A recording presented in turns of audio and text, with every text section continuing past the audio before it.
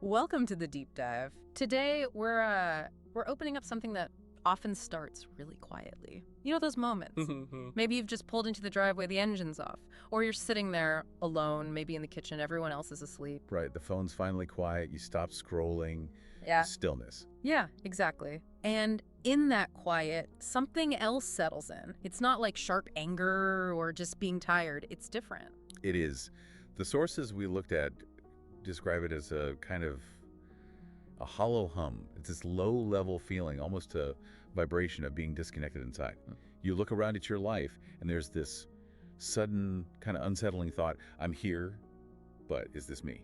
That's the paradox, isn't it? The strange thing we really want to get into today. Because from the outside, everything looks fine. Great, even. Absolutely. You've done all the right things. Checked all the boxes, the job, the relationship, maybe the fitness goals, the social stuff.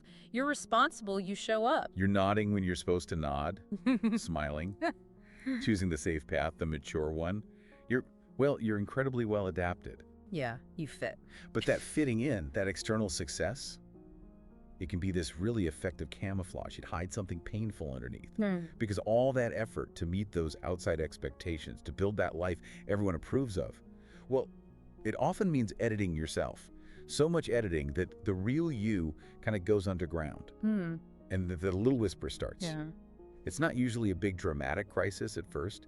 It's just that quiet, nagging question. What if none of this perfectly nice life, what if it isn't actually mine? Exactly. And that question feels huge. It can feel terrifying, like you're about to break everything. It does. It feels like a crisis because it shakes the very foundation you build for safety, for belonging. So what do we do with that? Well, that's why we're slowing down today. We want to reframe this a bit. It doesn't have to be a crisis that demands you, burn everything down immediately. Okay. Think of it as a moment of quiet recognition. The feeling is telling you you're living a borrowed life. So our mission here isn't to rush and fix it. It's more about sitting with the texture of that borrowing. Understanding it first? Yes. Understanding why we handed over the pencil in the first place. The pencil that draws your life, your direction. Why did we let someone else hold it? Okay. So we'll be drawing on Gestalt ideas, right? Going into the body, the feelings. Exactly. We'll look at the survival tricks we use to keep that borrowed life going. And importantly, we'll look for those small, quiet, maybe even trembling actions, the ones that point back towards reclaiming yourself. It's not about some big enlightenment. No, not at all. It's about finding the courage to simply want what you want. Okay. Let's unpack this feeling then. Let's see where it takes us. #1. The quiet aches of borrowed living. Phenomenology and the lost eye. What I found really helpful in the sources was the focus on the small things. Not the huge life decisions necessarily, but the tiny everyday ways we borrow. The micro surrenders. Yeah, these little moments that add up over years and create that overall feeling. They're like fingerprints, aren't they? Evidence left at the scene where we stopped listening to ourselves. Okay, so maybe your morning routine. You pour coffee, this really strong, bitter stuff maybe, and you have this tiny flicker of thought. I don't actually like this. Right. I drink it because, well, successful people drink this kind of coffee, or this is what adults drink. You've sort of swallowed a whole identity with the coffee. Exactly. It's tiny choice, but it overrides what you genuinely prefer. You've introjected, as we say, taken in a rule without really checking if it fits you. Or think about social plans. You get an invitation and you just dread it, but saying no feels impossible. Right. Not because you're busy, necessarily, but because no feels wrong. Rude, selfish, maybe even dangerous somehow. Yeah, dangerous feels right sometimes. Like you'll upset the whole balance. We build up this internal idea that asserting our own needs will somehow break connection. So disappointing ourselves feels safer than potentially disappointing someone else. And the third example, this one really hit home for me. It's when you're giving advice. You sound so wise, so calm, helping a friend figure out their life. While inside, you're screaming. Totally. Screaming that you don't even know what you want for dinner tonight, let alone your grand life purpose. That gap, the polished outside and the messy inside, that is borrowed living, isn't it? It really defines it. Okay. And in all those little moments, the coffee, the yes to dreaded plans, the wise advice, the I, the self, just kind of disappears. How does that happen? Where does it go? Well, if you look closely at your decisions about your time, your energy, what you say, even how you hold your body, you can often pinpoint the moment of surrender. The question inside stops being, what do I want? And what takes its place? Instantly. It's like an external radar switches on. The question becomes, what will they think? Or what's the right thing to do here? What won't cause any fuss? Ah, the I gets swapped for they. Immediately. It's a lightning-fast act of self-abandonment, really, often driven by this deep learned loyalty to keeping things smooth on the outside. And we beat ourselves up for it, don't we? We think, I should be stronger, I lack confidence. We do. But the Gestalt perspective asks for compassion here. It suggests seeing that shift not as a failure, but as a really clever survival strategy. Learned when? Probably learned very early on. We figured out somehow that expressing our raw, honest desires was costly. It made waves.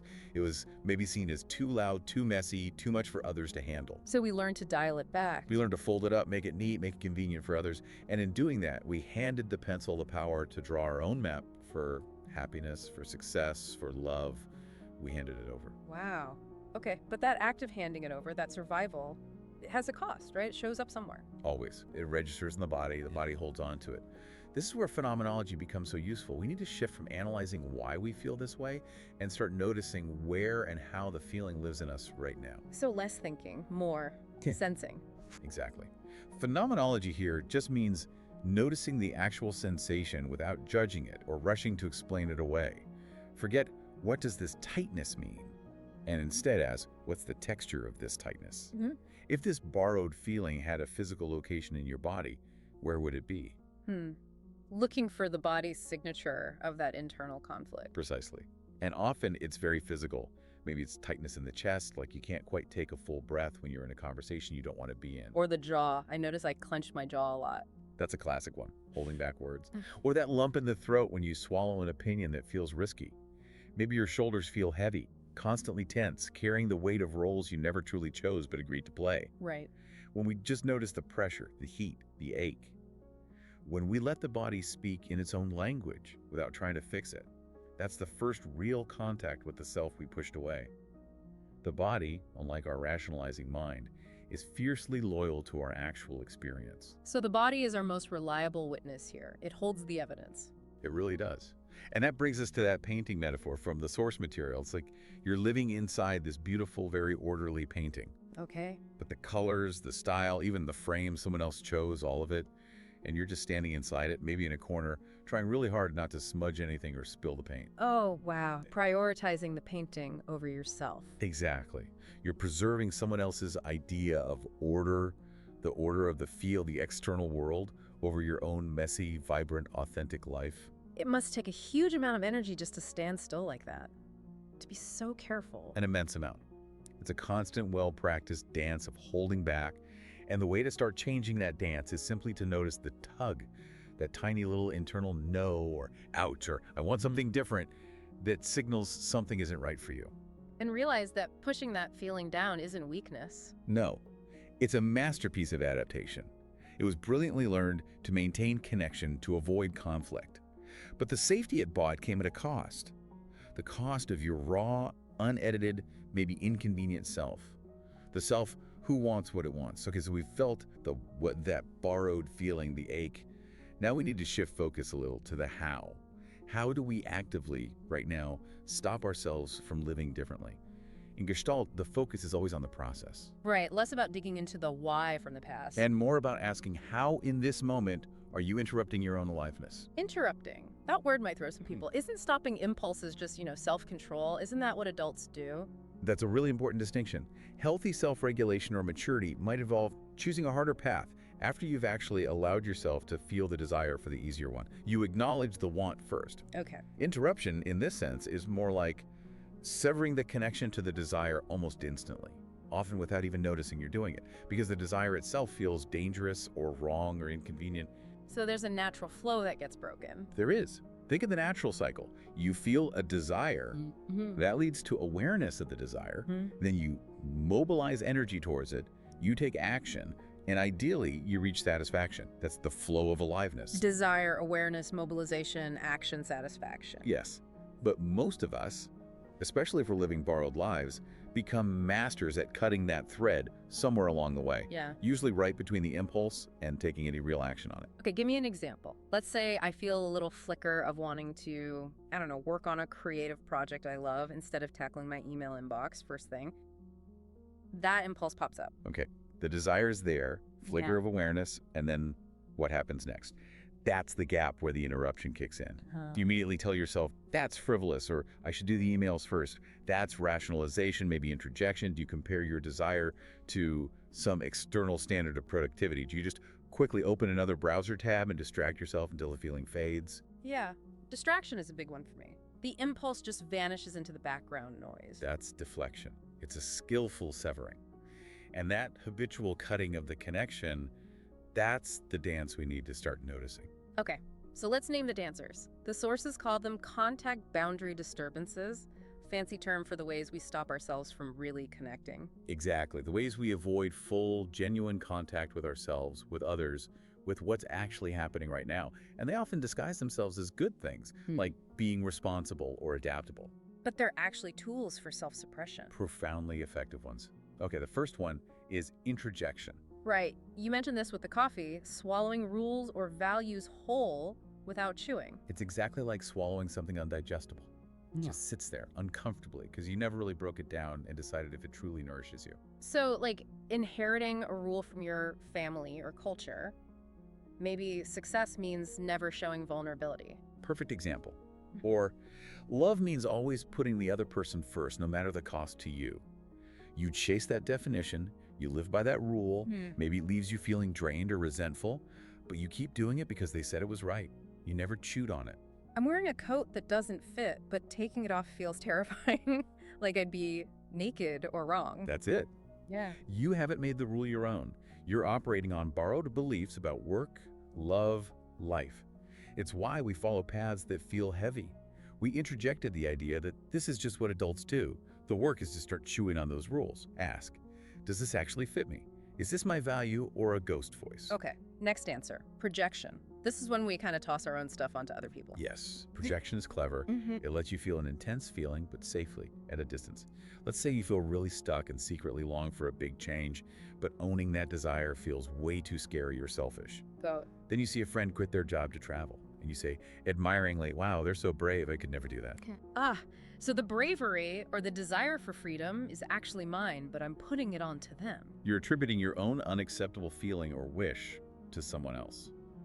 It could be anger, too. Maybe you're furious about something, but expressing anger feels forbidden.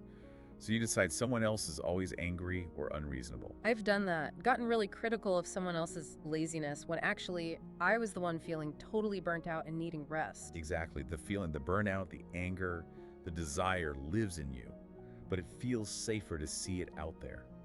They become the brave one or the angry one, and you get to stay unchanged, protected from the risk of owning your own feelings. But it uses up so much energy, constantly scanning and judging the outside world instead of tending to your inner one. Okay, that makes sense.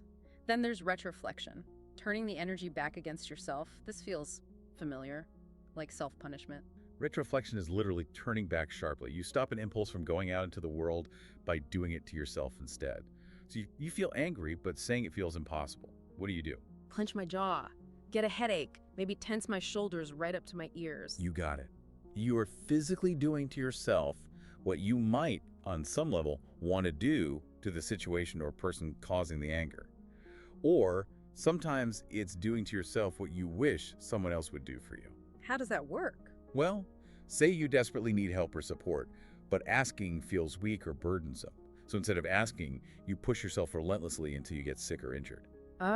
So the sickness forces me to stop or maybe gets me some care without me having to actually ask for it. Precisely. It's a very costly, self-destructive way to meet a need indirectly. Constant self-criticism is often retroflection too. It feels safer to attack yourself internally than to risk conflict by expressing needs or anger outwardly.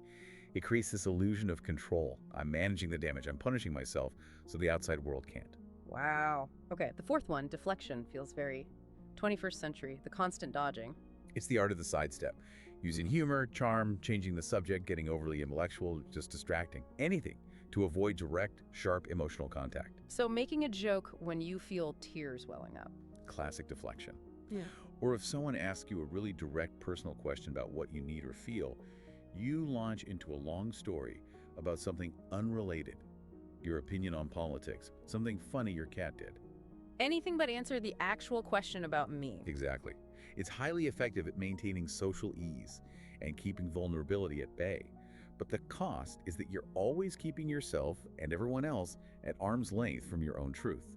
You never let the feeling land, never let it gain traction, because you're always subtly changing the channel. It's like being professionally absent from your own life. Okay. And the last one, confluence, where the boundaries just get blurry. Confluence can be the sneakiest because it often looks like closeness, like harmony or deep loyalty. But it's actually the quiet erosion of your own self. The boundary between you and other gets so fuzzy that you literally lose track of your own feelings, needs, or preferences. You start saying we all the time, even when you mean I. That's a big sign. Or you automatically absorb the moods of people around you. Your partner's anxious, suddenly you're anxious, without even knowing why.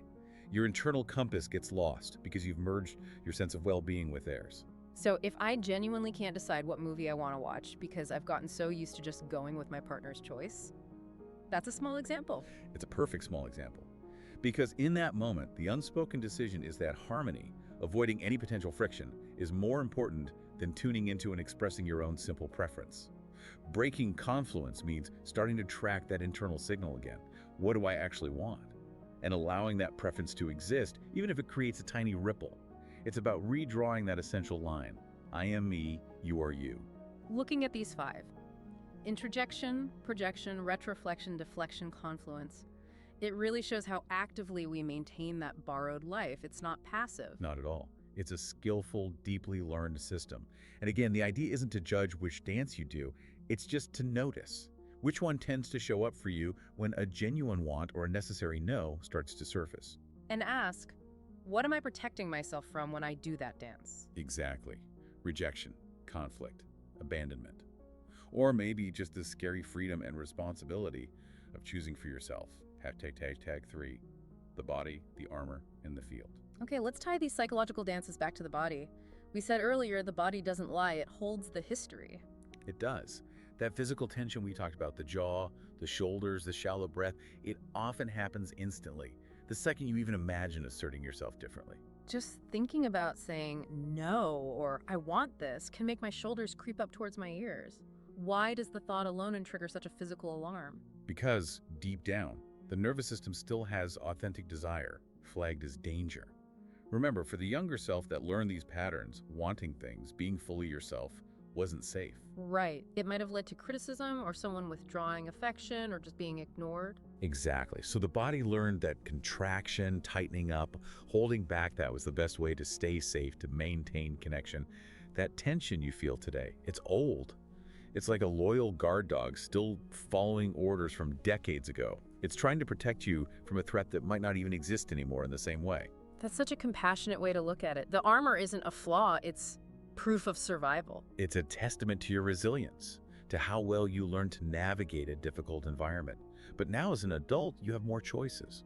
We need to gently update that old programming. So how do we talk to the body, update the guard dog? Well, the body speaks the language of sensation, so we meet it there. The sources suggest a really interesting technique. It's called the exaggeration experiment. It sounds counterintuitive. Okay. Instead of trying to relax the tension, you voluntarily increase it. So if I notice my jaw's clenched, I clench it harder. On purpose. Yes. Or if your shoulders are tight, you actively pull them up even tighter. Just for a short time, say 10 seconds. You consciously, deliberately exaggerate the holding pattern. What does that do? A few things happen. You really feel the effort involved, the discomfort, maybe even the absurdity of holding that tension. You shift from being held by the tension to actively doing the tension. You reclaim authorship. Okay, I'm exaggerating the clench, feeling the strain. And then, after those 10 seconds, you let it go completely. Just release it. Okay, yeah. There's a definite release afterwards, a kind of space opens up. Exactly. The physical release is often immediate, but psychologically, something important happens too. Your system registers, wait, I chose to do that holding, which means I can choose to let it go. It breaks the spell of the unconscious automatic holding. The nervous system gets a little taste of a new possibility. Oh, this release, this space is also available. It's reclamation. Not fixing, but reclaiming choice. That makes sense. But a lot of this holding this armor, it feels like it's a response to, well, other people, the expectations out there, that invisible jury we carry around. Yes. That's what Gestalt calls the field.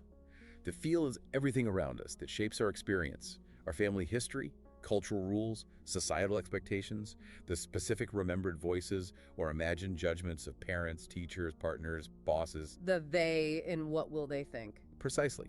We learn to navigate this field, often by becoming experts at sensing what it wanted from us. We learn to edit ourselves, smooth our edges, basically become manageable. Manageable. That word really lands. We try so hard to be easy to deal with, not to cause trouble, to keep the peace. We do, and sometimes that's necessary. But when being manageable becomes our primary way of being, it happens at the expense of our own vitality, our own truth. The really radical realization, the one that challenges the whole foundation of the borrowed life, is this. You are actually not required to be manageable. Oof. Okay, say more about that. You are not required to make yourself palatable, easily digestible, for the comfort or convenience of others. And here's the thing. When you start to step out of that manageable role, the field will likely react. Those internal voices, the critical parent, the disappointed sigh you imagine from your partner, they will probably get louder for a while. Yeah, the fear of that reaction, the disapproval, the conflict, maybe even losing someone, that's often what keeps us handing the pencil over, right? Even when we hate the borrowed life. It's the linchpin. And that's why cultivating a specific kind of boundary is crucial.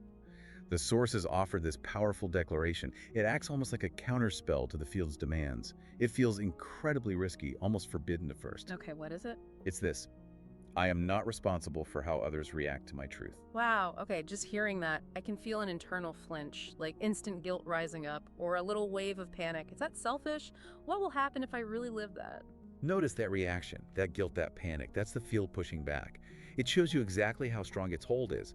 That feeling marks your edge, the boundary between conforming to their world and stepping into your own sovereignty. It's not about being deliberately hurtful, though. Not at all. It's not a license for cruelty. It's simply stating a necessary condition for authenticity. If you make yourself perpetually responsible for managing everyone else's feelings about your choices, your needs, your truth, you simply cannot live your own life.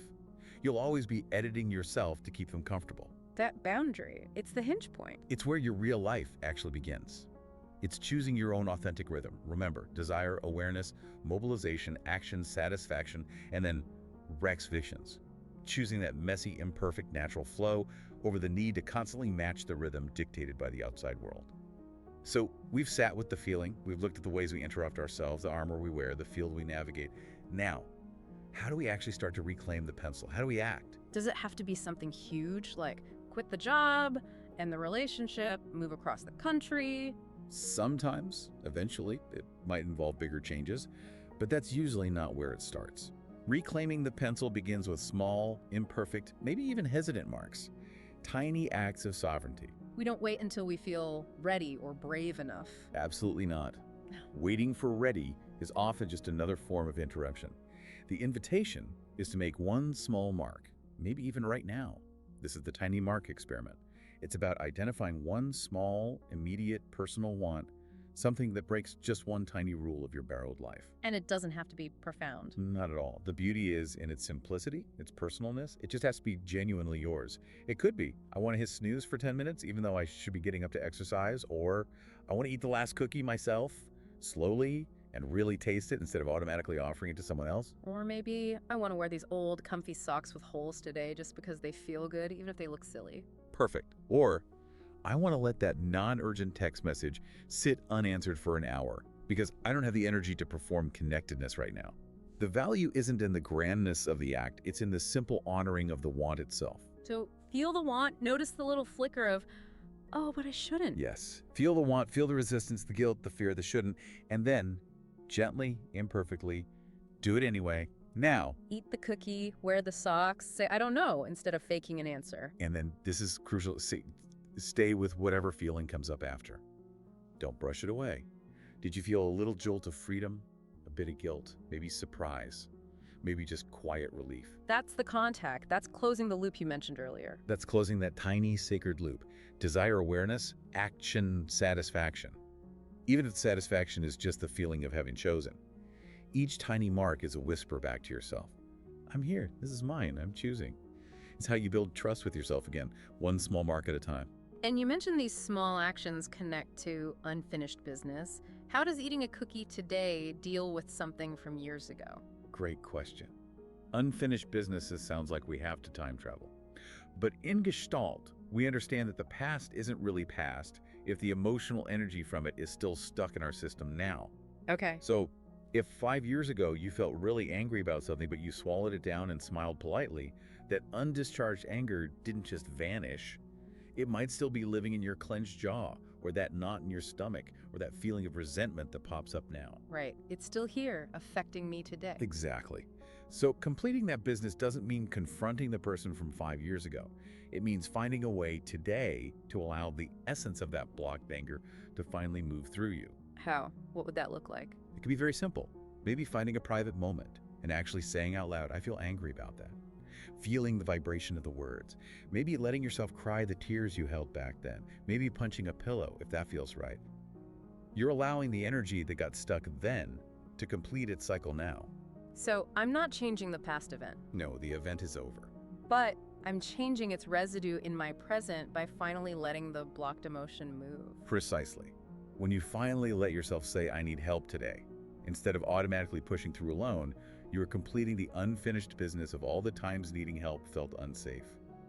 When you choose your preference instead of defaulting to confluence, you complete the business of self-erasure. The situation didn't change, but you change. You feel a sense of release, of closure, because the energy finally moved. This journey sounds liberating, but also maybe hard. Does grief come into it? It feels like there might be sadness in realizing how much we've held back. Oh, absolutely. Allowing for grief is essential. Coming home to yourself isn't all sunshine and rainbows. There's often a profound sadness, a mourning that arises. Mourning what? Mourning the years lived under borrowed rules. Mourning the choices made out of fear or obligation rather than desire. Mourning the parts of yourself you had to silence or abandon to survive, to belong, to stay safe. Even if those choices were necessary then, it still hurts to see the cost. So we need to let that sadness be there, not rush past it. We really do. Trying to bypass the grief, minimize it, or instantly reframe it as a lesson learned dishonors the reality of the experience. The grief needs space. It needs to be felt without apology. It's not a sign you're doing it wrong. It's part of the process. You called it an initiation earlier? I think it is. Letting yourself feel that grief is like an initiation right into the reality of your own authentic life. Yeah. And what comes after the grief moves through. It's not usually a feeling of being perfectly fixed or healed. Yeah. It's often something quieter, a kind of strange, soft peace, a groundedness, the simple, powerful feeling of just being present, being real, and knowing deep down that you are finally, undeniably yours. #outro. So this self-reclamation, it's really not a one-time event, is it? It's not a destination you arrive at. It's more like a practice, a daily returning. Built on those 1,000 tiny marks. Exactly, built on 1,000 tiny choices, moment by moment, to listen for that inner whisper, to honor the want, however small, and to choose yourself, even when it feels a bit shaky or unfamiliar. Every little no you finally say, every tiny preference you allow yourself to feel, and maybe even express, it strengthens the foundation of your own real presence in your life. So start small. That seems key. Maybe keep that secret list you mentioned, the list of wants. I love that idea. Keep a little list, maybe just for yourself, of the things you want, the silly ones, the inconvenient ones, the ones that make your heart beat a little faster. You don't have to act on all of them. Just acknowledging your existence is powerful. They're like little witnesses to the fact that you are alive, that desire lives in you. And remember, you don't owe anyone an explanation for those desires. No, you don't need to justify your boundaries or perform your healing journey for an audience. Your only requirement, really, if you choose to accept it, is to live, to feel, to choose, to be well, to be gloriously, messily, imperfectly yourself, because ultimately that's the only life that truly feels like your own. Maybe we can end with just a brief moment of that presence. Wherever you are listening, maybe just place a hand over your heart for a second. Just feel that beat, that steady, faithful rhythm that's been there all along, even when you felt lost or like you were living someone else's script. And just feel the quiet declaration of your own return. Maybe whisper these words to yourself. gently or fiercely, whatever feels right. I am here. This is mine. I am coming home. Just carry that feeling with you. Not like the finished map, but more like the compass itself. Trusting that you can navigate from here. Not because the path ahead is suddenly easy or clear, but because you are finally real and present for the journey. And as we close this deep dive, we want to leave you with one final thought. It's not something to answer right now or solve, just something to carry into your next moment, your next choice. What would you do today if you knew deep in your bones that your desire mattered?